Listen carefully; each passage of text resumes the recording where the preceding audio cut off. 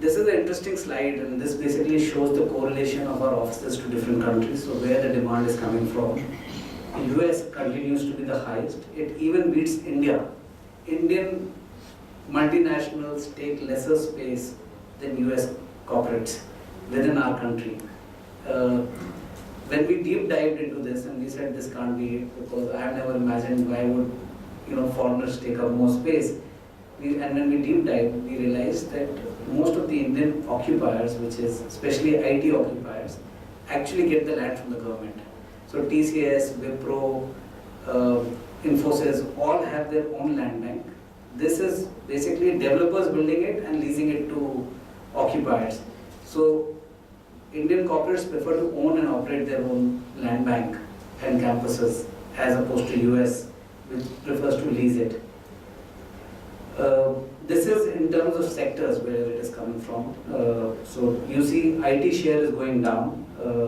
From 2005, IT was almost 70%. We are down to about 47%. And BFSI, that's banking, financial services, and manufacturing, is taking up more offices in the current state, which also is a good sign because we are now starting to catch up on industries with China, and we have enough office anyways. This is a spread between the interest rate and the capital values. Basically what's happening is that, of course, Gujarat acts differently, but institutional money tends to seek buildings at a rate of about 12%, which is a positive spread over interest rates. So if you've rented it at 27 or let's say 30 rupees, you end up selling that building at 12 cap, which is about 3,000 odd rupees. Is the capital value. But what's happening is trades are not possible at that price, because today developers have no means to negotiate with an occupier.